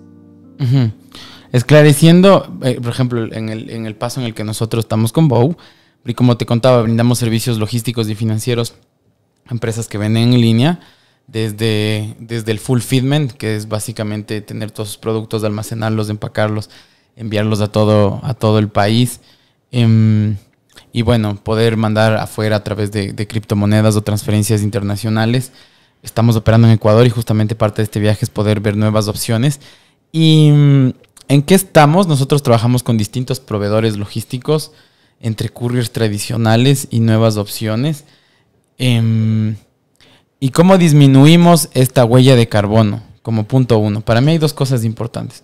Disminuir la huella de carbono que la logística deja, y la otra, mejorar la cadena de valor de la gente que está detrás de los camiones y las bodegas como tal. O sea, puntualmente de todo el charco, esas dos cosas son las más grandes que les veo. Como punto 1, ¿en qué estamos? Como tratando de poder medir esa huella de carbono. ¿Cómo planteamos? Partiremos de... tenemos... ¿Cuánto CO2 está generando por kilómetro? En base a eso, como plantear una fórmula y ver las distancias de todos los viajes y por ahí lograr medir el CO2. Y a través de otras opciones podemos tomar un porcentaje de la rentabilidad que tenemos que vaya acumulándose por acá. Y a un inicio yo decía, pero me va a desenfocar meterme en un proyecto como tal. De crear, o sea, es toda una otra empresa, versus canalizar esos fondos que se pueden destinar a una acción que ya se esté dando y con eso recompensar lo que está pasando, que es básicamente lo que he visto a través de Cabify, de Betterfly, que también están haciendo esta clase de impactos y cómo con su modelo de negocio pueden hacer que sea sentido desde este número de matemáticas, conectando la rentabilidad que tienes, es decir, por cada servicio, este es del 100%, a mí me queda un 20%. Si de ese 20 destino un 5, un 10 hacia que esto se saque y se vaya hasta otra cuenta, y esta otra cuenta puedas hacer que aporte ese proyecto y puedas ir mitigando ese CO2 y lo vas midiendo. Estaría bien de esa forma, ejemplificando un poco a la gente para llevarnos algo, tanto como a ti me gusta ser también bastante aterrizado y pragmático a cosas que la gente las pueda hacer. ¿Cómo lo ves? ¿Qué puedes corregir en ese ejemplo que lo ponemos para que la gente vaya viendo? Yo creo que parte de la manera en la que las empresas se relacionan con el capital natural, como con la naturaleza y su entorno, tiene como dos perspectivas, una interna y una externa. Lo interno es cómo tú puedes, al interior de tu cadena de valor y con tus colaboradores, mejorar algunos de esos indicadores. Entonces, el consumo del agua, la medición del CO2, cuánto consumes en luz, cómo tú ayudas a generar internamente políticas que hagan que tu empresa sea más sostenible y siendo muy conscientes de cómo cambias los bombillos, cosas muy, muy operativas y muy, muy pequeñas. Pero la otra parte que es más importante es precisamente la externa, y esa externa tiene que ver en cómo lo que tú haces como empresa está afectando a todos los entornos. Entonces tú puedes empezar midiendo así para que tú puedas tomar medidas. Y tú puedes empezar a decir, ¿sabes qué? Es que esto es lo que emitimos, pero si empezamos a usar camiones híbridos, eso, por ejemplo, nos mejoraría en cuanto nuestro proceso de emisión de CO2. Total. No, es que estamos empezando a cambiar, porque cambiarle la vida a los conductores es algo muy grande. Claro. ¿Sí? En general. Muy, muy general. Al final, ¿qué es lo que quieres cambiar tú de la vida de los conductores? Sí. Y ahí te cuento cómo ha sido un poco nuestro camino, ¿no? Comenzamos a ver qué opciones podemos tomar. La primera y la que más hace sentido de los autos eléctricos, comenzar a ver todos los stakeholders y los proveedores. Claro. Y empiezas, ok, ¿ustedes cuándo quieren cambiar su flota? Primero, que no tienen planteado cuándo quieren cambiar su flota, claro, que no tienen destinado una opción para ese cambio de flota. Después, la oferta es bastante limitada porque no hay demanda y no traen, porque primero, aparte del vehículo, es toda la infraestructura que necesitas para poder cargar los vehículos, claro, para poder hacer los cambios de aceite y los cambios, todo el mantenimiento del vehículo como tal. Entonces, eso hace que esta parte vaya a ser todo un proyecto y que todavía no puede ser aplicado a hoy por esa realidad del contexto en el que se vive. Que se puede, se puede. Si estuviésemos en 4 países con la solución tecnológica mucho más robusta y vendiendo robustamente, dices, ok, creo que ya es de época. Pero hasta eso tienes que estar un poco más en producto, pero sí con tu ala social, ¿no? Por otro lado, en la capacitación, en ver cómo están gastando su dinero, en qué es lo que está sucediendo con ellos, en encontrarles opciones para básicas que parecen que aún no las tienen, como poder tener salud, un seguro, tener una opción en el que puedan ir a cuando viajan a otras ciudades, puedan descansar, puedan tener un seguro de vida si se mueren, puedan tener acceso a comida. Entonces, es algunas aristas en base a toda la calidad de vida de ellos. Pero bueno, eso les dejamos para la gente que les gusta la logística y métase. Habemos un montón que estamos ahí, lo cual demuestra que es un problema bastante grande y latente y que hay mercado también, ¿no? Y que poco a poco ustedes van a poder ir evolucionando sus mismas políticas hasta exigirles a esos proveedores de logística que cumplan ciertos estándares que para ustedes son importantes como compañía. No en todos los lugares va a ser posible y va a ser viable, pero al final todos tenemos que movernos también, así como para brindar mejores oportunidades y mejores posibilidades, pues al mismo tiempo exigir un poco de vuelta esos estándares que son coherentes con nuestra filosofía como empresas. Wow. Y para los humanos que están en empresas con poder de decisión de tamaños globales, háganlo, comiencen a hacerlo. No lo había visto desde esa perspectiva, ¿no? Pero ¿qué pasa si tienes contratos grandes con proveedores? Puedes comenzar a exigirles y empezar a pedirles. El poder que tenemos como consumidores también es grande. Ha estado bastante interesante toda esta parte. ¿Qué tal, Alejandra? ¿Cómo estás tú? Bien, súper bien, y me encanta este tema creo que conecto mucho con Lina en ese tema porque justo mientras Lina hablaba me acordaba de mi carrera. Estudié Relaciones Internacionales y justo había una materia que me sonaba mucho, que era Cooperación Internacional. Y siempre me decían como, tienes que ver los dos lados, ¿no? Como que sí hay gobiernos que lo hacen, pero no están enfocados en lo que realmente necesita la gente. Y por eso, bueno, había muchos casos de estudio muy chéveres, pero qué chistoso es cómo se conectan las cosas, ¿no? Yo decía como, si me suena un caso de una materia que vi hace, no sé, 5 o 6 años, y ahorita lo conecto con lo que dice Lina, es como, wow, me siento como súper agradecida de todo lo que estoy aprendiendo ahorita con Lina y de todo lo que estamos viendo, porque siento que es algo que aporta muchísimo valor. Uh-huh.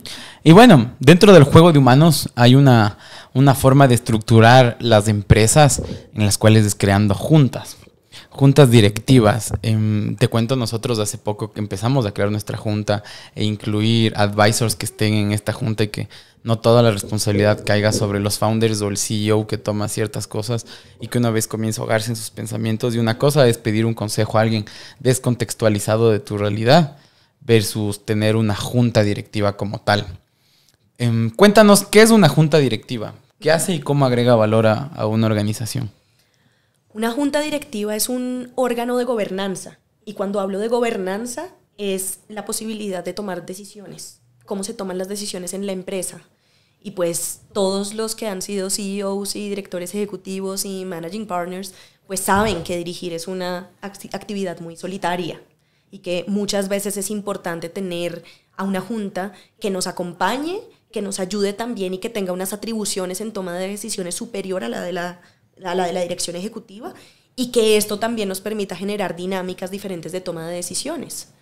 Y que es un acto de humildad también para el director, porque estás soltando parte de tu responsabilidad hacia algo más grande. O sea, por un lado también es un suéltate, ¿no? Si nos equivocamos, no me equivoqué yo, nos equivocamos todos. Y por otro lado es cuando tienes algo que quieres, que ya estás acostumbrado a que llevas del barco tú. Que haya gente que lo esté cuestionando y hablando, ¿no? Entonces es interesante. O sea, es interesante, pero sobre todo es interesante un ejercicio de gobernanza que permita tener muy claros los alcances y los roles. Hay un montón de juntas que coadministran y realmente la potestad del director ejecutivo es toda la ejecución y toda la implementación. Hay muchas decisiones que el director ejecutivo no debería consultar a las juntas. Y que por eso creo que cuando se empieza ese proceso de crear una junta directiva, lo más importante es un reglamento. Es un para reglamento, que se entiendan los alcances. Para que se entiendan los alcances. Hasta aquí van las decisiones de la junta directiva y esta es la manera en la que la junta acompaña a la dirección ejecutiva y al resto de la ejecución en los procesos de direccionamiento estratégico.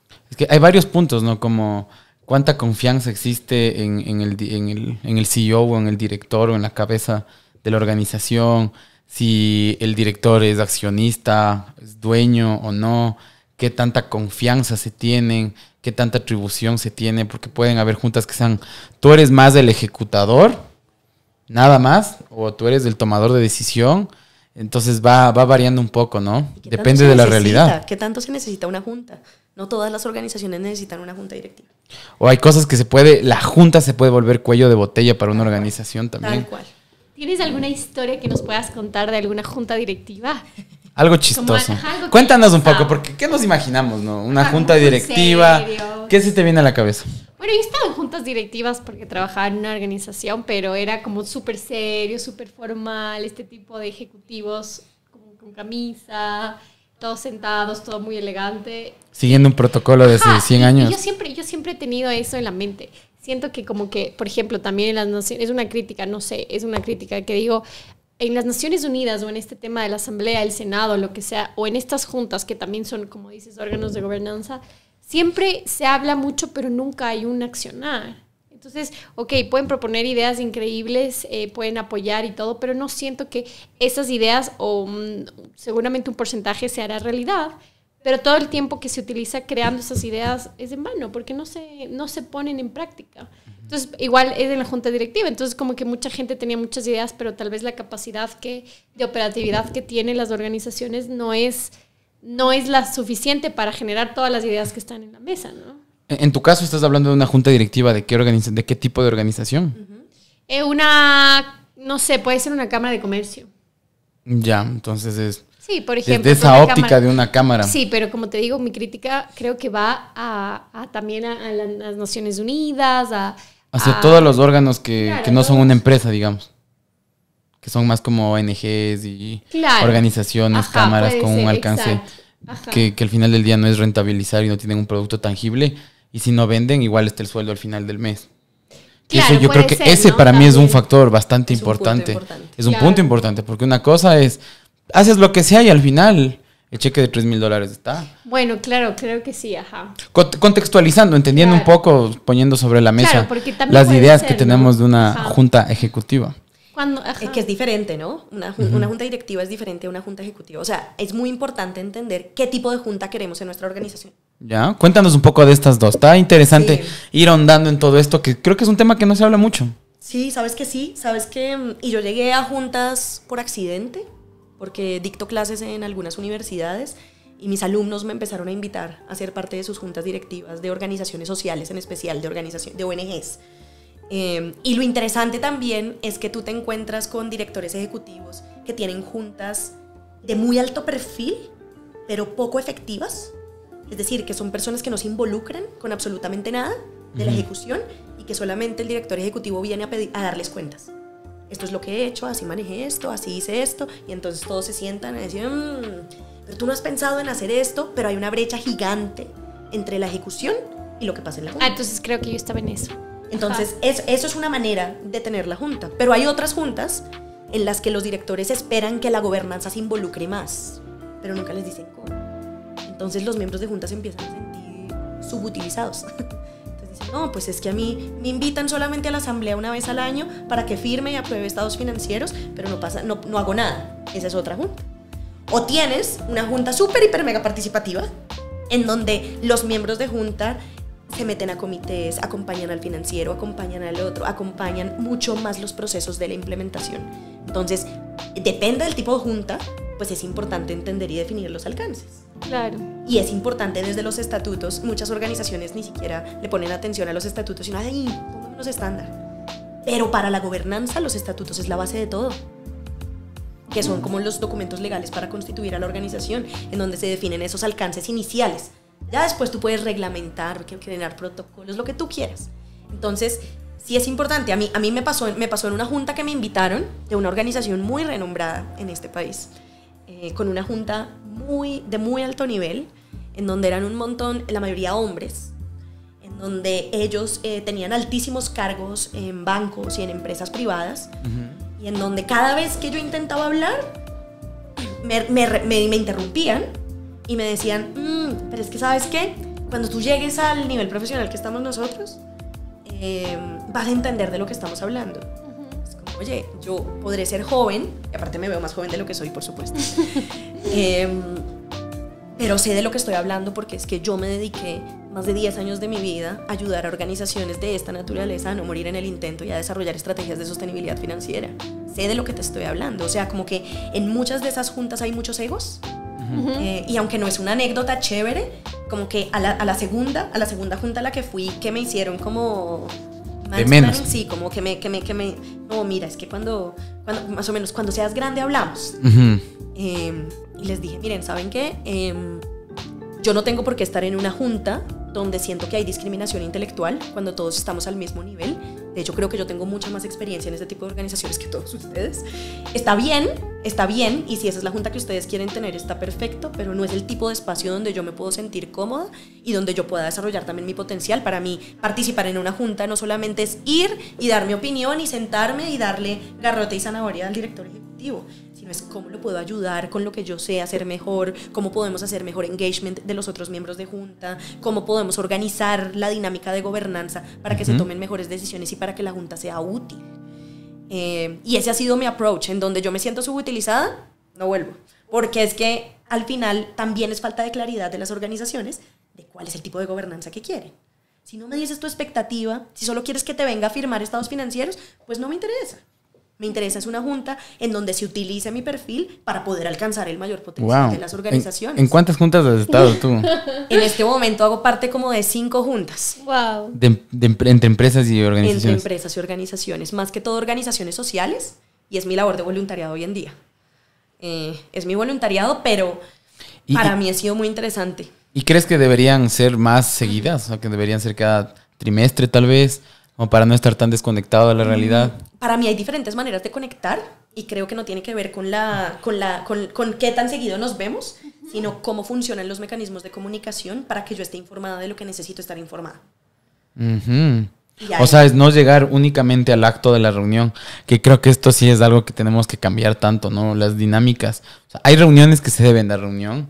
Hay mails que se pueden dar solo mail, claro, un Slack. Claro. Gracias a la gente que se suma a esta tendencia en LinkedIn y comienzan a hablar acerca de esto, que para mí me tocó.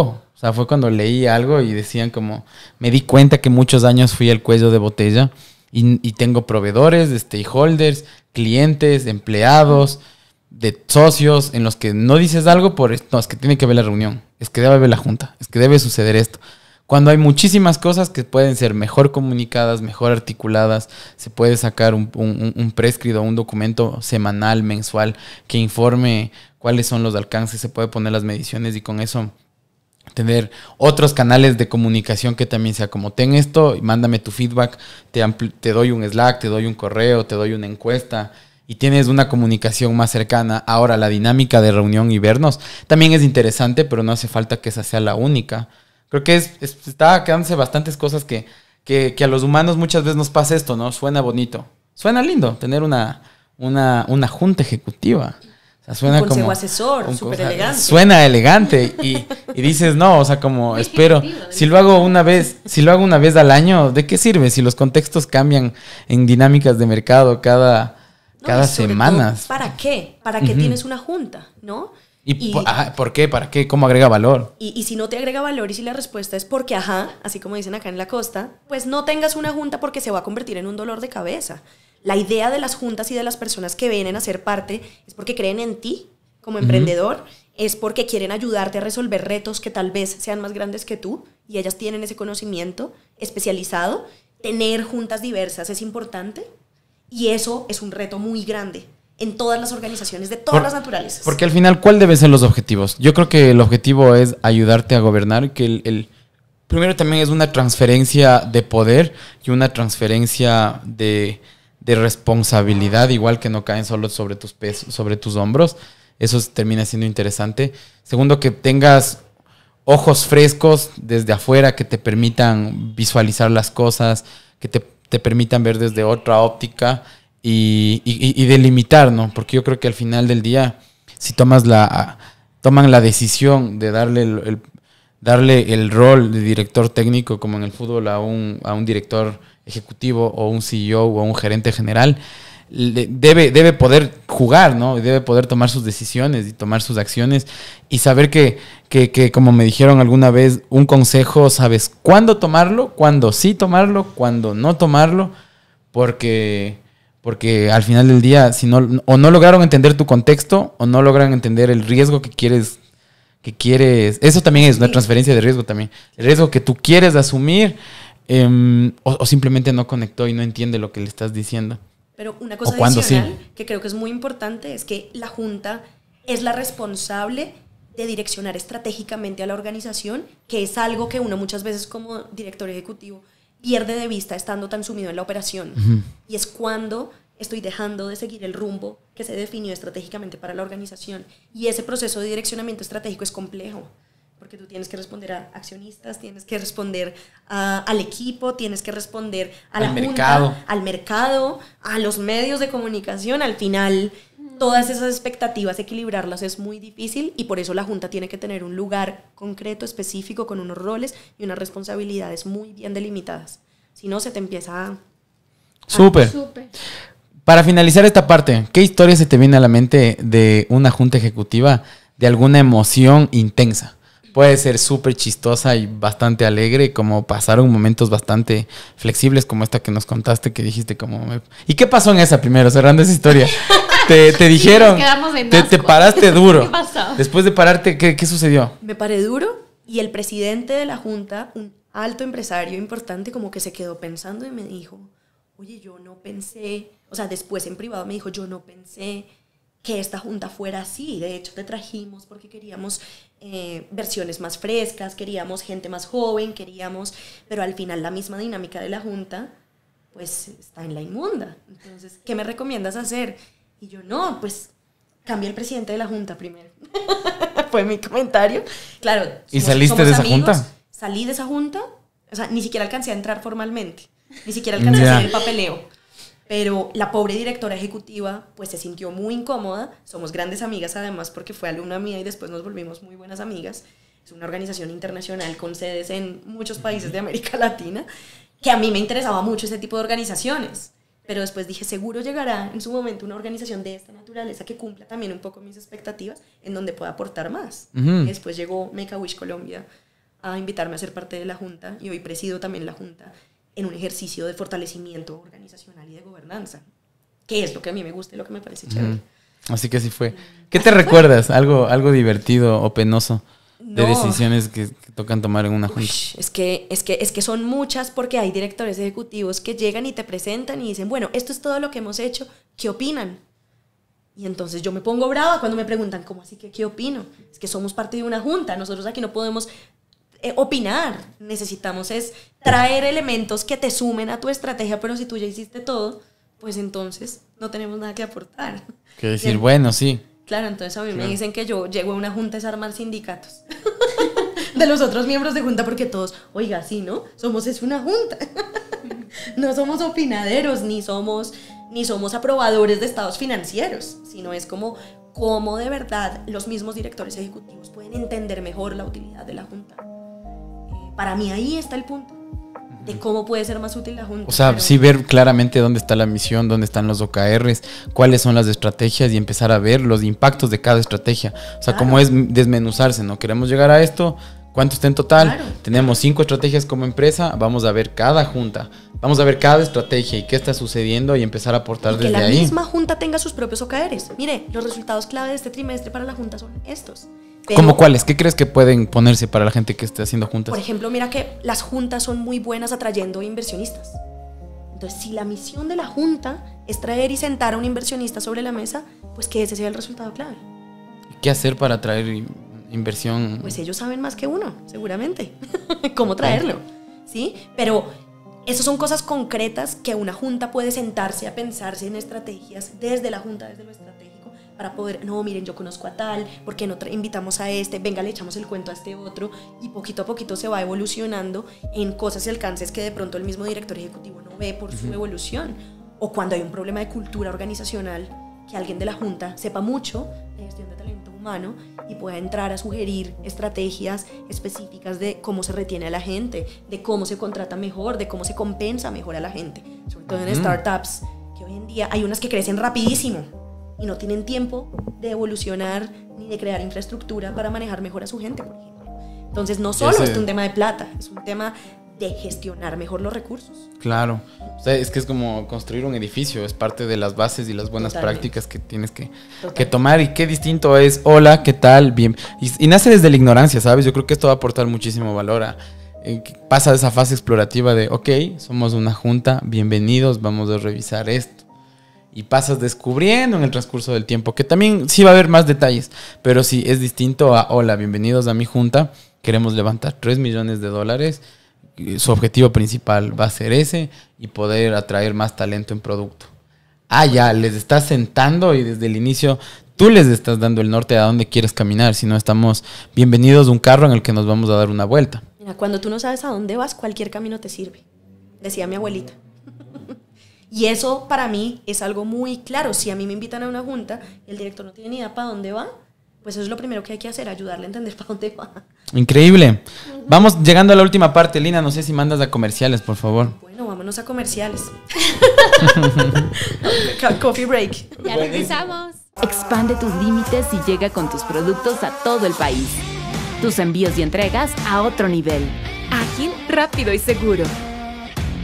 La logística del futuro, hoy. Bow te conecta. Envíos con propósito. Volvemos al cierre de este capítulo que realmente me encanta, ¿sabes? Yo también. Hablábamos un montón de cosas tras cámaras mientras hacíamos este pequeño break. Comenten abajo si quieren que les dejemos nuestras cámaras. Ah, buenísimo, sí, hay cosas interesantes. Y recuerdo que para nosotros en Bow, el que hayamos llegado a Impacto como aceleradora 1 marcó tanto. Porque yo creo que si llegábamos a otro lado, quizás más grande o más enfocado en el capital, te meten porque uno es el promedio de la gente con la que se rodea. Porque los humanos en el juego buscamos un lugar en donde sentirnos pertenecidos y un lugar donde sentirnos valorados, apreciados y que crezco en base a lo que ponderan como éxito el resto de humanos que están en esa tribu. Entonces si llegas a no sé, quizás un día esté o no, pero si llegas a un YC o algo que se ve más desde grande y desde quiero crecer y el objetivo es que lleves a 10X en X tiempo y vuelas y crezcas y te vuelvas un unicornio y Y esto que por qué está tan popularizado en Latinoamérica, que capítulos como este y en el mundo entero me llevan a que no es la única forma y que está bien, o sea, respeto, no está mal buscar ese modelo de unicornio para quien lo llene y lo haga feliz, ese modelo. Pero hay muchísimos modelos más. Para nosotros estamos cumpliendo nuestro 3er año. Yo hoy he estado tan Bow Team, he puesto la camiseta de Bow. No la uso mucho. Para la gente que nos ve en Spotify, puede irse a YouTube a vernos. También es mi primer capítulo de la 3ª temporada sin lentes. Wow. Tuve una operación. Gracias al doctor y al oftalmólogo Gustavo Tamayo, un gran doctor de Colombia para el mundo, un latino que es un científico que está loco literal y está dejando los estándares de calidad de Latinoamérica a nivel mundial. Así que gracias. Y bueno, viendo ya sin gafas, es como estar sin mascarilla, te permite ver igual más e interactuar. Me llena de bastante felicidad este tipo de capítulos, porque van con lo que nosotros hacemos y cuestiones en eso, porque al final lo que me voy es que con la mayoría de gente que hablas y se siente feliz por, mira, facturé tanto, y con esa métrica de crecimos en X tanto, y wow, y te embalas hablando del capital, y bueno, levantemos más y todo, hagamos más. Pero para mí yo creo que es partir de esas bases sólidas del edificio que quieres parar, porque muchas veces cuando entras en esta dinámica de que encontraste un buen product market fit y un problema latente, porque es latente y capaz tu solución, hace poco leí de un marketplace que acaba de quebrar porque su solución fue buena a corto plazo y tuvo crecimientos gigantes y ya se embaló, levantó su serie C, levantó su serie A y después ya no tenía la atracción que tenía que tener, creció un equipo demasiado grande, sus costos fijos fueron bastante altos y las empresas quiebran cuando no tienen plata en la cuenta. Y eso es flujo de caja y lo vieron todo a corto plazo. Así que ese growth rápido a corto plazo que no sea la única dinámica que ven, porque terminan construyendo edificios que al final se pueden quedar sin torre para seguir construyendo o se pueden derrumbar porque las bases no fueron sólidas de qué es lo que estamos creando por ver solo esos números. Creo que me llevo bastante eso y que nada, cómo va evolucionando y las ganas de hacia dónde queremos caminar como un system building. Y otra frase más que me encantó hablando del friend racing. Que es un nuevo término que no lo habíamos escuchado nunca y que da bastante concepto, y gracias Juego de Humanos por regalarnos tanto. Sí, frame racing, creo que lo importante es entender siempre el propósito detrás y no pensar que siempre hay intereses ocultos. Ese es nuestro nuevo significado. Deberíamos hacernos una camiseta, frame racing. Eso, vamos a hacerla. Te las mando después a Ecuador. Bien. Y estamos yendo a la última parte en donde vamos volviendo al humano como tal. Hay 2 espacios. Primero, como ese lado vulnerable de ti que espero puedas compartirlo, que para nosotros el hacer podcast muchísimas veces vemos que la gente al final del día la siente muy lejana, como, esa persona, wow, ya está en juntas directivas haciendo esto, Dios mío, está lejos de mí, pero es una personita que a sus 15, 20, 11 años estuvo recorriendo 2 horas y media en bus para ir a hacer un voluntariado, así que no está tan alejado de tu realidad ni nosotros, y descubriendo en este paso. Así que primero vamos con Fucked Up Moments, que es un espacio, creemos que el éxito es un cúmulo de fracasos. Así que quiero que recuerdes de esos momentos que han sido duros para ti, que nos puedas compartir, que te han llevado grandes enseñanzas. Cuéntanos de un evento en particular que creas que haya sido como un fracaso, pero de lo que aprendiste y cómo te ha construido eso para ser hoy lo que eres. Pues mira que creo que a lo largo de mi carrera siempre he sentido que el fracaso es una parte importante, pero nunca me he dejado caer totalmente por el fracaso. Y creo que hay golpes emocionales cuando tú tienes de pronto encontrones con personas importantes, cuando lo personal se inmiscuye en lo profesional y a veces es difícil manejarlo. Para mí, yo entré muy joven a una empresa que facturaba mucho dinero y hice parte del equipo directivo a mis 24 años. Y parte de mi aprendizaje de eso fue encontrarme con personas que en momentos muy específicos siempre dudaron de mi capacidad para poder aportar y para poder generar soluciones. Y esos fracasos me ayudaron mucho a poder sobrellevarme y a sobreponerme y a poderme parar de una junta directiva y decir, ¿no te parece? Bueno, listo, entonces este no es mi lugar. Como que me permitió también empezar a darme mi lugar en un mundo muy machista, en un mundo en donde por teléfono la gente era, oye, Lina, tan chévere, que yo no sé qué, y de pronto cuando me veían 1,5 metros, ¿tú eres Lina? Sí, soy yo. Ni me falta medio centímetro de estatura para ser lo que soy. No soy una mujer grande, pero soy una gran mujer y estoy muy segura de mi capacidad de aportar en ciertos escenarios. O sea, no me dejo aminorar. Y creo que he sufrido mucho de eso. O sea, ese ha sido como una constante en donde tú llegas a espacios en donde la gente es como, ¿y tú eres Lina? ¿De verdad eres tú? Y eso me ha enseñado mucho, pero siento que siempre tengo una capacidad de aprendizaje muy grande y una resiliencia para poderme adaptar, manejando clientes difíciles. Creo que esa es la parte que para mí ha sido como más retadora, porque yo no venía de manejar clientes como las que me ha tocado manejar acá en Asaí, y he tenido momentos y situaciones en donde de pronto siento y digo, esto es más grande que yo. O sea, ¿cómo uno resuelve esto? Entonces muchas veces uno se queda en el problema y no se preocupa, bueno, uno se preocupa demasiado y no se ocupa, más bien. Y para mí ocuparme de la solución y siempre tener como una aproximación de poder ver los escenarios completos, de ver de pronto la oportunidad donde nadie la ve, de tener esa visión un poco más integral y sistémica de las situaciones, siento que me ha permitido encontrar salidas en donde, a pesar de tener situaciones difíciles con clientes específicos, hoy en día somos grandes amigos. Porque eso precisamente es lo que es el friend raising. Cuando uno valora las relaciones humanas por encima de una relación comercial. Cuando uno entiende también que todos somos humanos y que todos cometemos errores. Y yo cometo errores, pero no me da pena ni me da miedo decirlo abiertamente en una junta, decirlo abiertamente al equipo, oigan, la embarré y les pido 1000 disculpas, pero esto era lo que yo estaba pensando y me hacía falta esta otra parte de la historia que yo creo que era importante para que yo hubiera podido tomar una mejor decisión. La he embarrado contratando gente.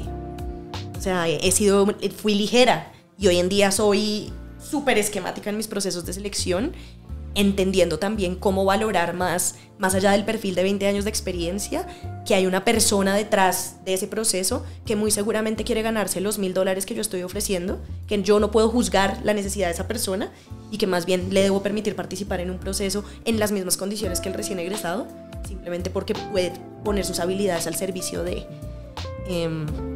y eso para mí ha sido súper valioso. He aprendido un montón de esos procesos de gestión de personas, es que para mí el tema de la gestión de personas en todos los niveles es muy importante, hacia arriba, hacia abajo, hacia el frente. Y pues al centro y para adentro. Al centro y para adentro, sí. Lina, ¿qué le dirías a tu yo de los 20 años? Ush. Marica, ya. Marica, ya. Esa es una de las frases favoritas que nos llevamos. ¿Esos colombianos que les gustan? Sí. O qué gonorrea de lluvia. Al otro día. Qué buena frase. Nuestro aprendizaje. Esas expresiones colombianas son muy interesantes. Es que hablan delicioso. Sí, se habla chévere acá, ¿no? Espérense que vayan a Medellín y verán. Yo creo que a mí yo de los 20 años como que le diría, tranquila, deja el afán. Del afán no queda sino el cansancio. Yo desde como empecé tan chiquita, para mí buscar el dinamismo siempre ha sido lo más importante. Entonces yo ya a mis 21 ya me había graduado de la universidad, ya llevaba trabajando 2 años, ya tenía una maestría, a los 25 me casé, a los 27 ya tenía mi primer hijo, y esto ha sido una carrera en donde en los últimos años me ha tocado más bien, tranquilo Bobby, tranquilo, no pasa nada si dejas de correr. Entonces, y muy digna hija de mi mamá es igualita.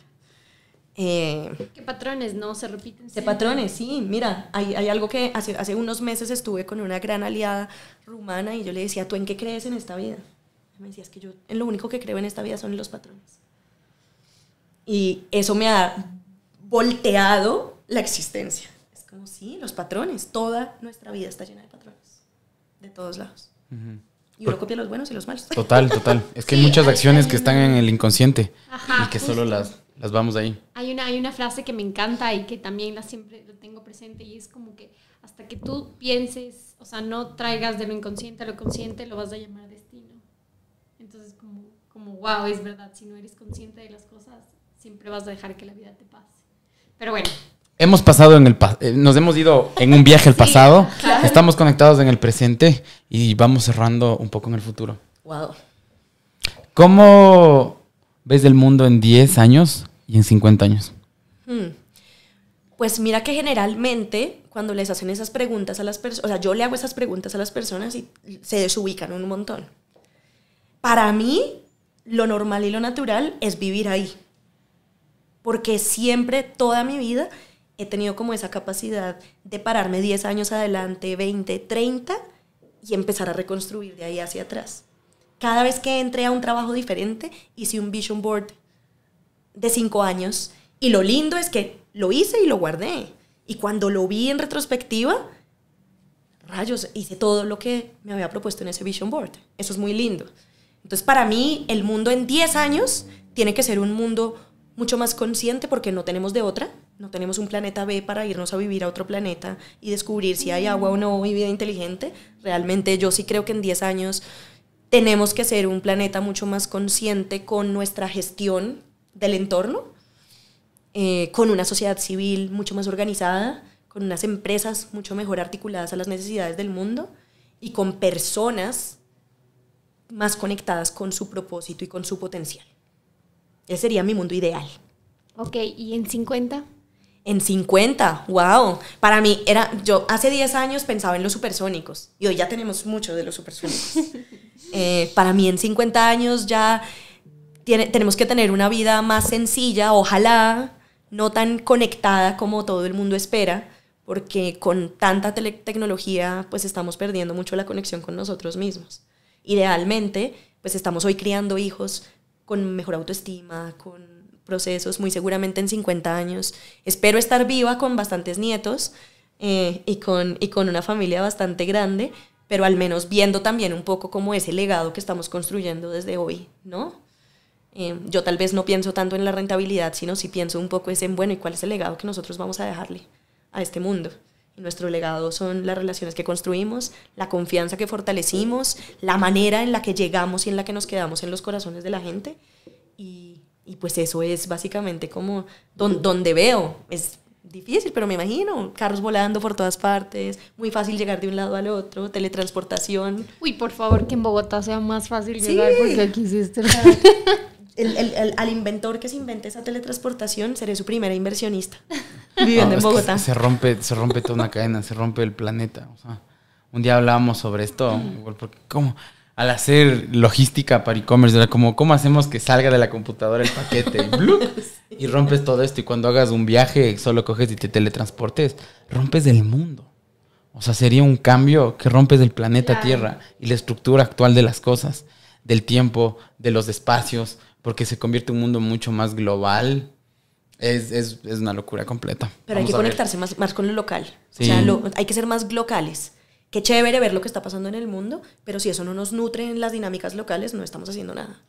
Lina, ¿qué acciones o hábitos nos dejas puntuales para poder construir un mejor mundo? Primero, uno se tiene que priorizar a uno mismo. Ok. Porque si uno no está bien, uno no va a poder estar bien con el resto. Y esto lo puedo decir después de tomar terapia, nadar, acompañarme de coaches también que me dieron muchas luces, de procesar muchos temas que uno en la infancia emocionalmente no tiene capacidad de gestionar y que después en la adultez salen a relucir, y que eso me ha permitido a mí mejorar mucho las relaciones con todo mi entorno. Lo segundo, tratar de ser un poco más coherente. Yo sé que es muy difícil ser totalmente coherente, pero si tengo que usar un carro, pues compro un híbrido o ando en bicicleta. No es tampoco tan difícil dejar un poco la zona de confort para poder vivir mejor. Lina, ¿eres exitosa? ¿Te consideras hoy, en este preciso instante, en esta mañana en Bogotá? Para mí el éxito es una idea que está overrated. Yo me siento súper exitosa porque tengo una familia feliz, porque tengo un livelihood, porque tengo un estilo de vida que me permite tener un equilibrio y un balance, porque tengo un trabajo que me encanta, y que soy muy feliz haciendo mi trabajo. No me cuesta trabajo levantarme a trabajar ni trasnochar haciéndolo si tengo que hacerlo. Porque me siento muy orgullosa de ver al pasado y de ver como lo que he hecho, pero sobre todo las conexiones tan fuertes que he tenido con la gente y de ver también un poco el reflejo de mí en mi hijo. Eso es algo que yo hoy me siento muy, muy exitosa en eso. ¿Eres feliz? Soy muy feliz. Soy muy feliz con momentos de inestabilidad también, porque eso también nos da equilibrio. ¿Qué es felicidad para ti? Para mí la felicidad es tranquilidad. Es poder estar tranquila, es poder vivir mi vida sin la necesidad constante de ser multimillonaria. Soy rica porque no necesito y no porque tengo de más. Y porque lo que tengo de más, estoy en capacidad de podérselos dar a los demás sin absolutamente ningún problema. No necesito un salario multimillonario para ser una gerente exitosa. Necesito tener un salario que me ayude a cubrir mis necesidades y que me ayude a hacer un equipo con mi esposo para poder viajar y estar tranquilos y contentos y disfrutar la vida. Sí, me considero una persona feliz. Finalmente, Lina, recomiéndenos podcast o libros para toda la gente que nos esté escuchando. Wow, pues para mí, por ejemplo, ha sido muy chévere en los últimos que he leído. Lean Impact, no sé si lo han visto, es un poco la aplicación del modelo Lean de innovación aplicado al ejercicio de innovación social. Wow. Que me parece súper interesante, un ejercicio súper chévere que me ha ayudado a encontrar tips rápidos para solucionar retos. Me gustan mucho. Espérame, ya busco la autora. Tranquila, si no, ya le ponemos aquí. Sí, pero se llama Lean Impact. Okay. Me gusta mucho leer a Muhammad Yunus, que para mí ha sido como un visionario de cómo transformar el emprendimiento social. Y tiene ideas muy, muy interesantes. Él es el creador del Grameen Bank, y este Grameen Bank hoy en día tiene un laboratorio de innovación social que apoya el modelo de muchos innovadores con impacto social. Me gusta mucho Muhammad Yunus, me gusta mucho Jacqueline Novogratz, A Moral Revolution, alrededor precisamente de esto, de cómo conectamos más con nuestros valores y principios. Me gusta mucho leer también autores colombianos. Siempre García Márquez es una gran inspiración y visión también del futuro. O sea, para mí esas conexiones que él hizo en los 80 hacia lo que hoy somos es una cosa muy impresionante. Leer de todo, uno al final tiene que leer de todo. Súper. ¿Podcast que nos puede recomendar? Me gusta, para hablar de innovación social, me gusta mucho el de Stanford Social Innovation Review.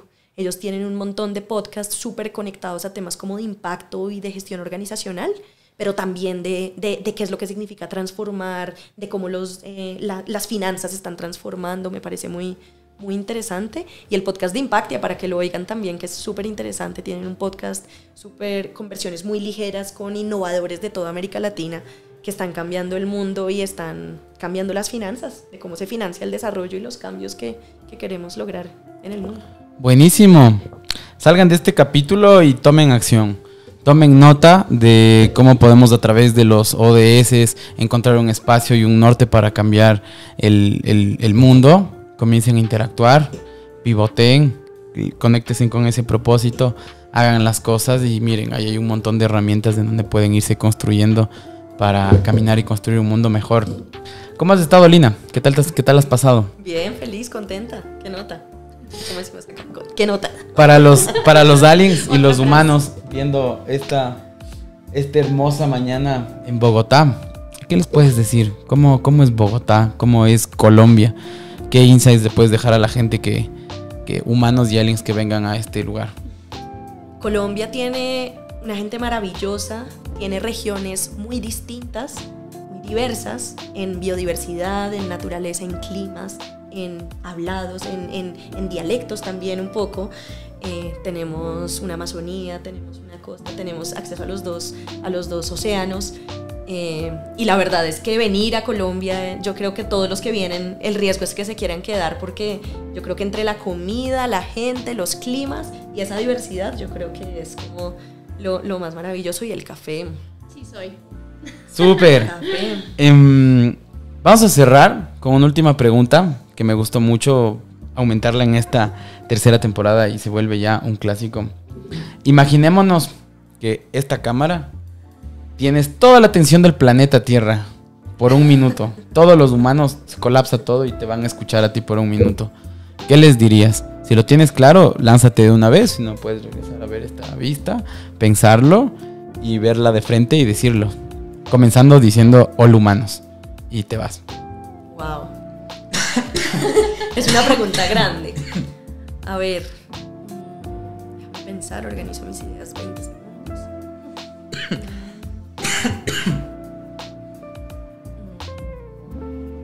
Hola humanos, soy Lina y el legado que quiero dejarle al mundo es que hay oportunidades para todos en todos los lugares. Solamente tenemos que ver y conectar mejor con quienes somos nosotros para conectar mejor con nuestro entorno. Pueden existir millones de herramientas, metodologías para poder hacer mejor las cosas, pero nunca podemos perder de vista que al final, cuando estamos dando todo de nosotros, estamos dando lo mejor. Y si eso le devuelve al planeta, pues mejor aún. Somos humanos, nos equivocamos, aprendemos, crecemos y pues eso hace parte también como del ciclo natural de la vida. Entonces, pues ser humanos implica también poder conectarnos mejor y potenciar lo mejor que hay en los otros. Gracias, humanos. Súper, muchísimas gracias. Gracias a todos, ha sido un gran capítulo. Nos despedimos desde Bogotá en este podcast ya mundial en el que trata de hablar con humanos, hecho por humanos, para humanos, en pro de construir un mundo mejor. Muchísimas gracias.